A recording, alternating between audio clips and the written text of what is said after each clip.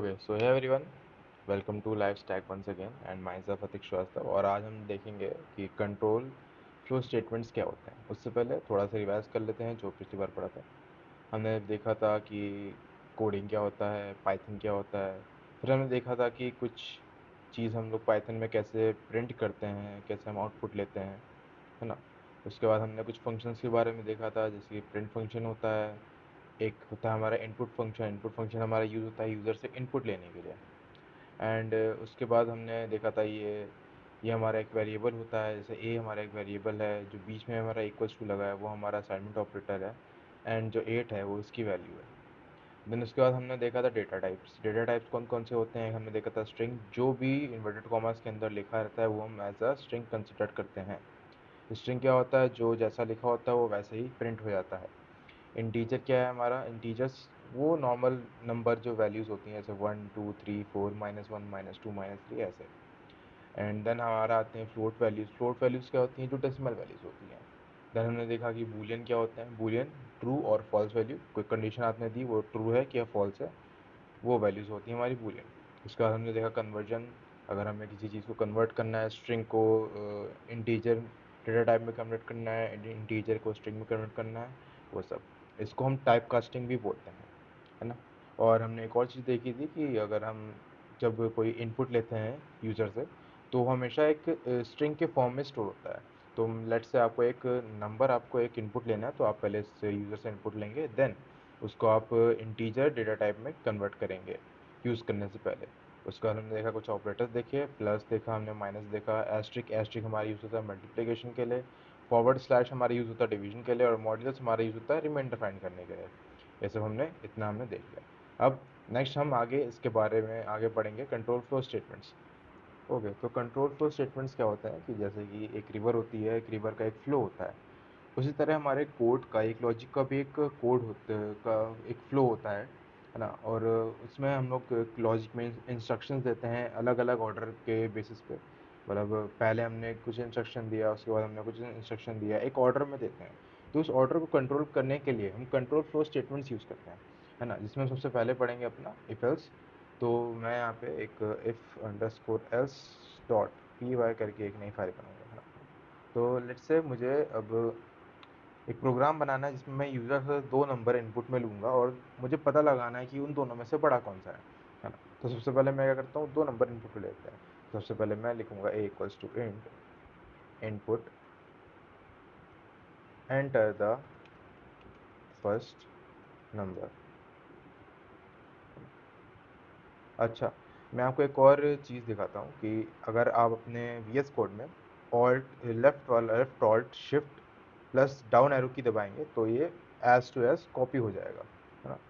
तो ये एक काफ़ी शॉर्टकट चीज़ें हैं जो वी एस कोड आपको प्रोवाइड करता है ना। अब यहाँ पे दूसरे नंबर के लिए मैं यहाँ पे इसको बी दे दूँगा, और मैं यहाँ पे इसको सेकेंड कर दूँगा। ओके, तो ये मैंने दो नंबर इनपुट ले लिया। ए या फिर बी में से कौन सा बड़ा है ना? तो मैं यहाँ पे इफ़ यूज़ करूँगा, इफ़ के अंदर मैं यहाँ पे ब्रैकेट दूंगा। अब ब्रैकेट के अंदर जाएगी हमारी कंडीशन। अब हमारी कंडीशन क्या होगी, हमें चेक करना है कि क्या ए बी से बड़ा है। तो मैं यहाँ पे लिखूँगा ए ग्रेटर देन बी, है ना। उसके बाद मैं यहाँ पे लगाऊंगा कुल और मैं एंटर मारूंगा।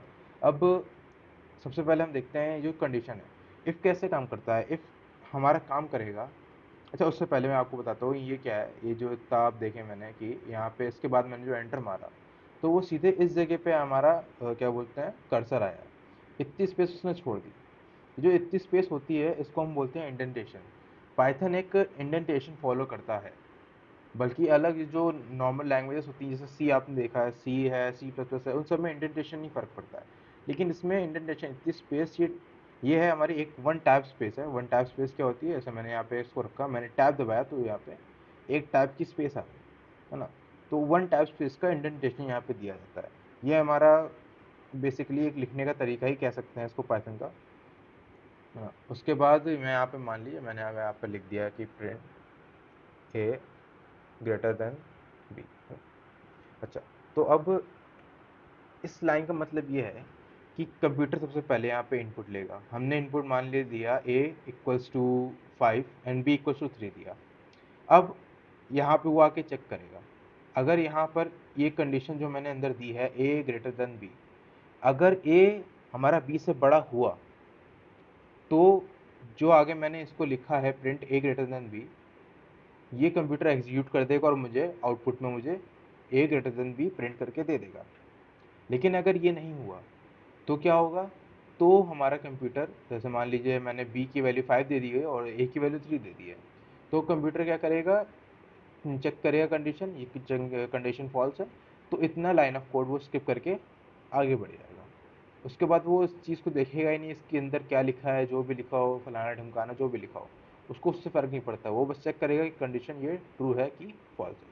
अच्छा, अभी फॉल्स होगी, अब मैं यहाँ पे लिख दूंगा आगे एल्स, है ना, एल्स और कोलन। अच्छा, अब एल्स क्यों यूज़ होता है हमारा, एल्स का मतलब ये हो गया कि इफ़ मैंने यहाँ पे कंडीशन दी, अगर ये कंडीशन ट्रू है तो ये चलेगा, वरना ये एल्स पार्ट पे आ जाएगा, हमारा ऑटोमेटिकली एल्स पार्ट पे आ जाएगा। अब यहाँ पे मेनली दो ही कंडीशन पॉसिबल है ना, या तो ए बी से बड़ा हो या तो बी ए से बड़ा हो, है ना। तो मैं यहाँ पे बस लिख दूंगा बी ग्रेटर देन ए, ठीक है। लेट से चलिए मैंने यहाँ पे इसको रन किया ना, ओके। उसके बाद मैं यहाँ पे एक नंबर डालूंगा, जैसे मैंने मान लिया 5 डाला, देन उससे सेकंड नंबर मारा मैंने, मांगा डाला 7, तो उसने बता दिया कि बी यानी कि 7 हमारा 5 से बड़ा है। ऐसे एक दो बार और उसको हम रन करके देखेंगे। अब हम डालेंगे, लेट से 19 डाला है मैंने एक, और सेकंड नंबर मान लिए मैंने डाल दिया 5 डाल दिया मैंने, तो उसने बताया कि ये हमारा बी से बड़ा है, यानी कि 19 हमारा 5 से बड़ा है। ये तो हमारा सिंपल ब्लॉक ऑफ कोड्स हो गया, सिंपल सा लॉजिक है हमारा, ए बी से बड़ा है या बी ए से बड़ा है। अब मान लीजिए हमें इसको और ज़्यादा कॉम्प्लेक्स करना हो, है ना, मान लीजिए अगर मुझे जानना हो कि 3 नंबर लेट से मैंने इनपुट लिया, तो मैं यहाँ पे लिख दूंगा इसको, इसको मैं एक और बार नीचे लाऊंगा, यहाँ पे मैं लिखूंगा सी, एंड यहाँ पे मैंने लिया इससे थर्ड, ओके। तो अब ये हमारा ब्लॉक ऑफ कोड चेंज हो जाएगा। अब मैं ये तो लगा नहीं सकता, अब मैं सबसे पहले चेक करूँगा पहली कंडीशन, क्या ए ग्रेटर देन बी है। उसके बाद यहाँ पे क्या होता है कि एक होता है हमारा एंड ऑपरेटर, एंड ऑपरेटर क्या होता है कि कंडीशन जो है वो दोनों ट्रू होंगी तभी वो पूरी कंडीशन ट्रू होगी। मैं आपको बताता हूँ, मैंने यहाँ पे लिखा एंड ए ग्रेटर देन सी लिख दिया, है ना, और यहाँ पे मैंने लगा दिया सेमीकोलन। फिर मैं यहाँ लिखूंगा print A is the greatest,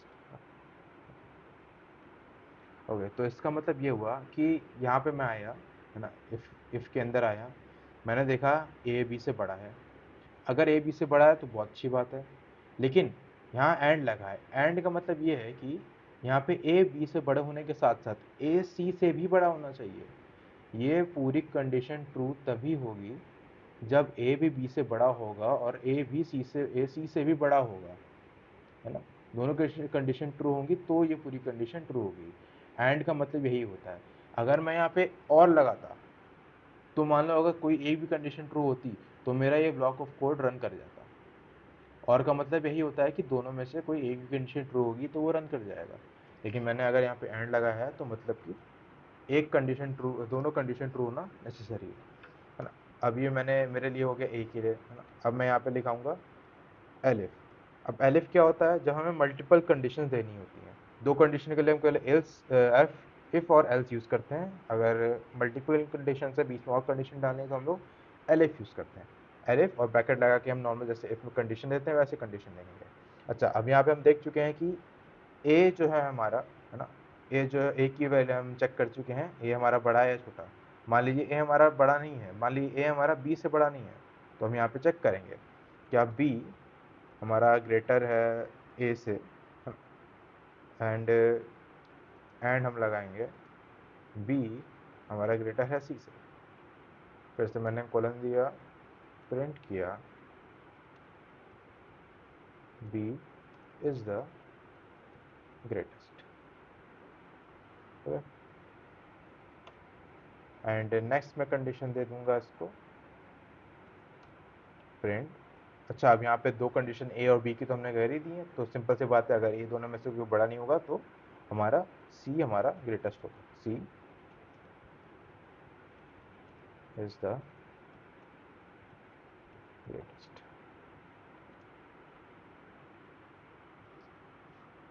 तो हम यहाँ पे सबसे पहले डालेंगे, लेट्स से 5 डाल दिया, 6 डाल दिया एंड देन 8 डाल दिया। तो सी हमारा क्या है, ग्रेटेस्ट, 8 हमारा ग्रेटेस्ट है।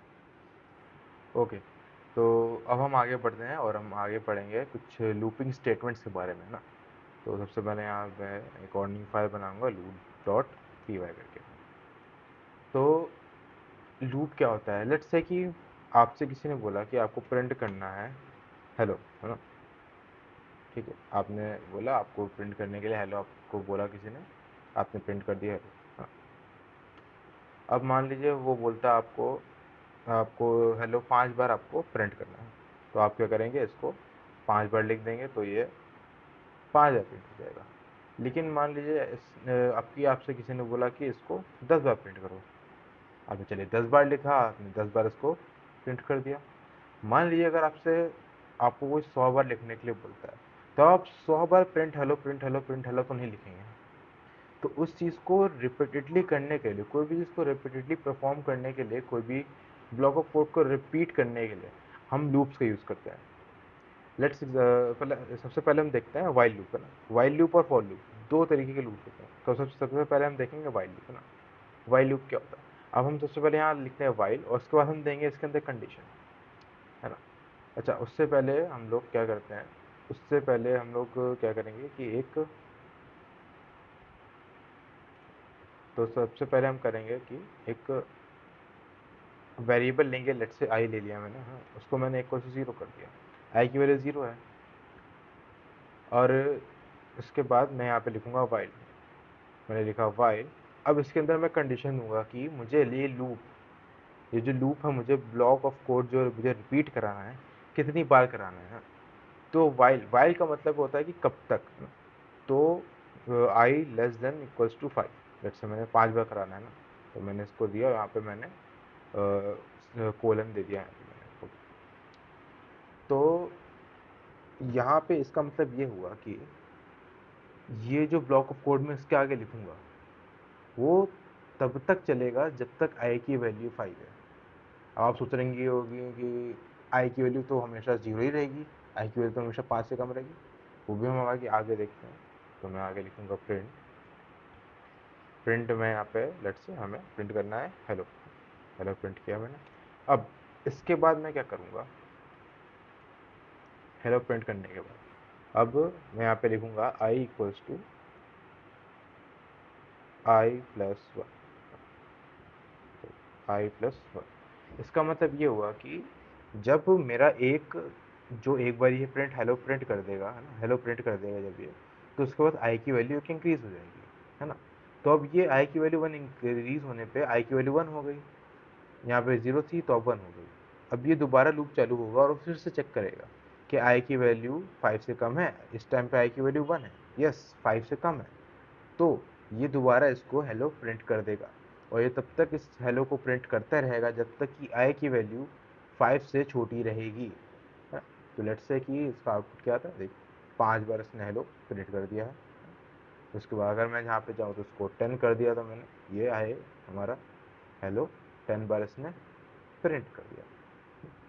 अब ऐसे ही हमारा होता है फॉर लूप। अच्छा, वाइल लूप के लिए क्या होता है कि हमें आई जो हमने यहाँ पे लिया है, आई की वैल्यू हमने 0 ली है ना, इसको बोलते हैं इनिशियलाइजेशन। हमने पहले से इनिशियलाइज किया है, एक वेरिएबल लिया है, उसको हम आगे बढ़ा रहे हैं, जिसको हम बोल रहे हैं, जो आई हमारा यहाँ पे एक काउंटर होता है, लूप काउंटर इसको बोलते हैं। हम काउंटर को आगे बढ़ा रहे हैं, जैसे जैसे काउंटर आगे बढ़ेगा वैसे वैसे हमारा लूप हमारा चलता रहेगा, जब तक ये कंडीशन जो है हमारी काउंटर की, जब तक ये ट्रू रहेगी तब तक ये लूप चलता रहेगा।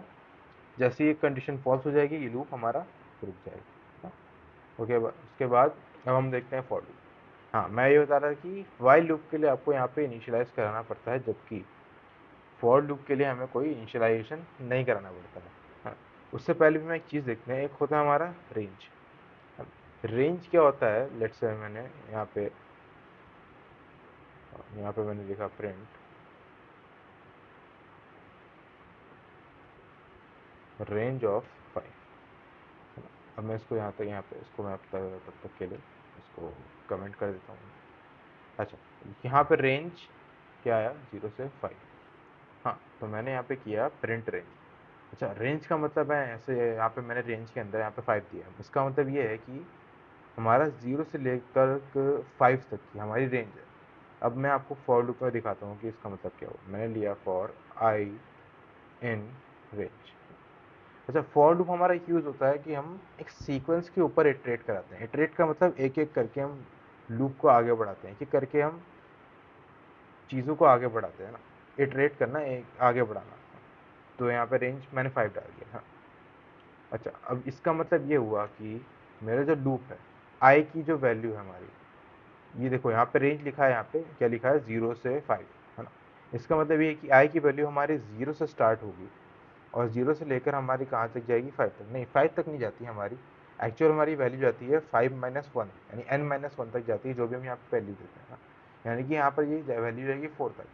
तो 0 1 2 3 4, कितने बार हो गया, 5 बार। यानी कि 0 1 2 3 4, यानी कि ये हमारा लूप जो है वो 5 बार चलेगा। हाँ, तो मैं यहाँ पे लिख दूंगा प्रिंट है, मैंने यहाँ पे लिख दिया हाई। प्रिंट हाई मैंने लिखा, इतना मैंने लिख दिया। अब मुझे इसमें जो हमारा लूप काउंटर है उसको आगे बढ़ाने की जरूरत नहीं है, वो खुद फॉर लूप खुद ब खुद ये काम कर लेता है। जबकि वाइल लूप में हमें काउंटर आगे बढ़ाने के लिए i=i+1 करना पड़ता है, जबकि फॉर लूप में हमें ये चीज़ नहीं करनी पड़ती है। देखिए, ये यहाँ पे इसने 5 बार प्रिंट कर दिया। अब फिर से मैं यहाँ पे लिखता हूँ उसको, मान लीजिए मैंने हाई लिखा हुआ है हमें, इसको मैंने कर दिया 20। तो उसको मैंने रन किया तो इसने हाई 20 बार इसने प्रिंट कर दिया। ओके, तो अब कुछ और चीज़ें मैं आपको बताता हूँ। जैसे कि मान लीजिए कि